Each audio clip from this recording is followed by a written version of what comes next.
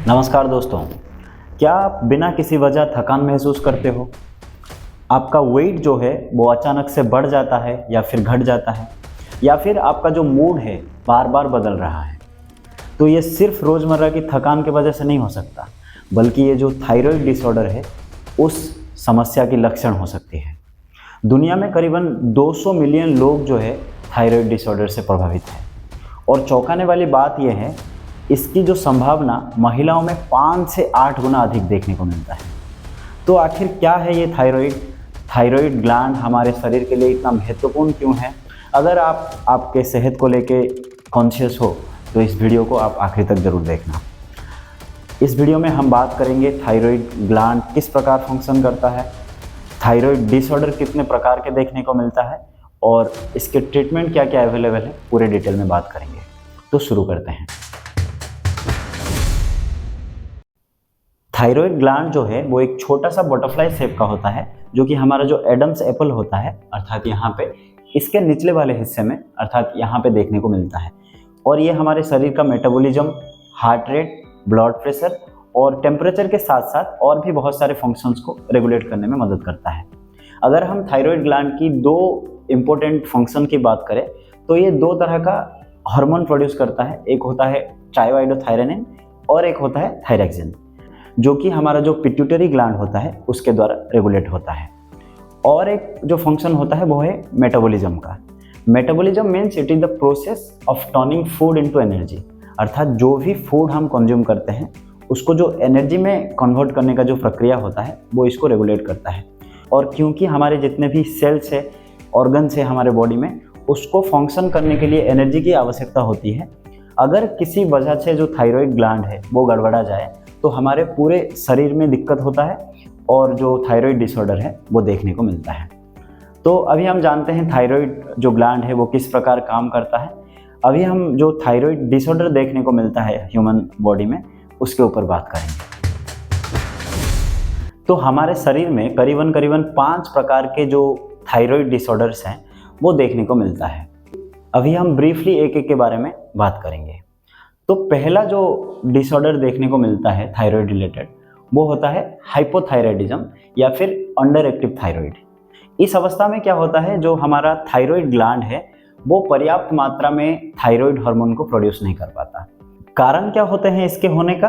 तो अगर आपके शरीर में आयोडीन की डेफिशिएंसी हो, या फिर एक ऑटो इम्यून डिसऑर्डर होता है हाशिमोटो थायराइटिस, वो हो, माफ़ करना अगर मैं इसका प्रोनाउंसिएशन ठीक नहीं कर पा रहा हूँ, या फिर ऐसे सेटिंग टाइप ऑफ मेडिकेशन ले रहे हो जो कि आपके थायराइड ग्लैंड को डायरेक्टली प्रभावित करते हैं, तो आपको ये थायराइड डिसफंक्शन देखने को मिल सकता है। इस अवस्था में वेट गेन होना, हार्ट रेट स्लो होना, कोल्ड इंटॉलरेंस, ड्राई स्किन और डिप्रेशन जैसे समस्या देखने को मिलता है। दूसरा जो टाइप होता है वो होता है हाइपरथायराइडिज्म या फिर ओवर एक्टिव थायराइड। इस अवस्था में क्या होता है कि जो हमारा थायराइड ग्लैंड है वो अधिक मात्रा में थायराइड हार्मोन को प्रोड्यूस करता है। ये कंडीशन थायराइड इन्फ्लेमेशन के वजह से या फिर और एक ऑटो इम्यून डिसऑर्डर है, ग्रेव्स डिजीज जिसे कहते हैं, उसके वजह से होता है। इसमें आपको वेट लॉस होना, आपका जो हार्ट रेट है अधिक होना, स्वेटिंग होना और नर्वसनेस जैसे समस्या देखने को मिल सकता है। तीसरा जो टाइप होता है वो होता है गोइटर या फिर एनलार्ज्ड थायराइड ग्लैंड। इस अवस्था में क्या होता है कि आपका जो थायराइड ग्लैंड है उसका साइज बढ़ जाता है। कारण यह होता है कि आपका थायराइड ग्लैंड अगर अधिक मात्रा में थायराइड हार्मोन प्रोड्यूस करता हो, या फिर आपके शरीर में आयोडीन की डेफिशिएंसी हो, या फिर अगर आपका हार्मोन इम्बैलेंस हो जाए तो ये अवस्था देखने को मिलता है। इस अवस्था में क्या होता है कि आपको फूड जो है वो निगलने में मुश्किल हो सकता है, सांस लेने में तकलीफ हो सकता है, या फिर आपका जो नेक है या फिर जो थ्रोट है उसमें स्वेलिंग देखने को मिल सकता है। चौथा जो टाइप है वो है थायराइड नोड्यूल्स। इस अवस्था में क्या होता है कि आपका जो थायराइड ग्लैंड है उसके अंदर एक लम्प सा बन जाता है या फिर एक ग्रोथ देखने को मिलता है जो कि सॉलिड टिश्यू से बना हुआ होता है। ये ज़्यादातर केस में नॉन कैंसरस होता है, लेकिन कुछ रेयर केस में कैंसर भी हो सकता है। और जो पांचवा टाइप है थायराइड कैंसर, इसी का ही डेवलपिंग वर्जन है। मतलब अगर हम ठीक टाइम पे इसको ट्रीट ना करें या फिर इसको ऑब्जर्वेशन में ना रखें तो थायराइड कैंसर डेवलप हो सकता है। और ये जो अवस्था है ये ज़्यादातर एसिम्प्टोमेटिक होता है, अर्थात इसमें कोई भी सिम्टम्स देखने को नहीं मिलता है, लेकिन कुछ केसेस में सांस लेने में तकलीफ़ होना और खाना जो है वो निगलने में तकलीफ़ होना समस्या देखने को मिल सकता है।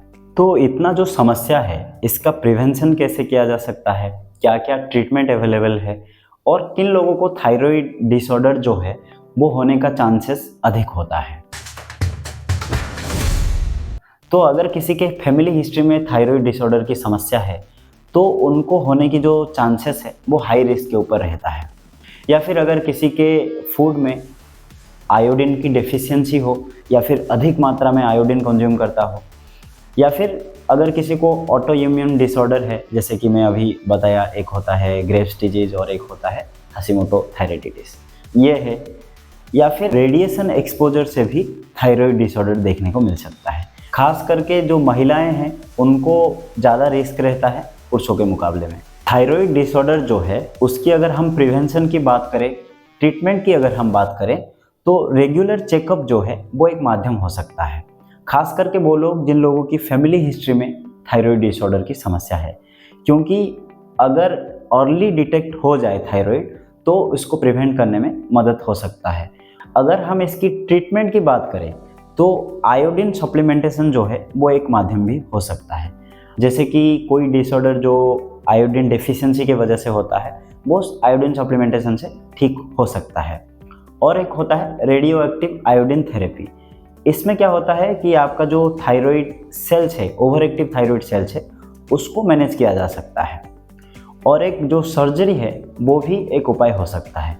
खास करके जो गोइटर होता है, अर्थात जो एनलार्ज्ड थायराइड ग्लैंड होता है, या फिर जो कैंसरियस थायराइड होता है, उसको सर्जरी के माध्यम से ठीक किया जा सकता है। इसके साथ साथ लाइफस्टाइल मॉडिफिकेशन और डाइटरी मॉडिफिकेशन से भी आपका जो थायराइड डिसफंक्शन है उसको ठीक किया जा सकता है।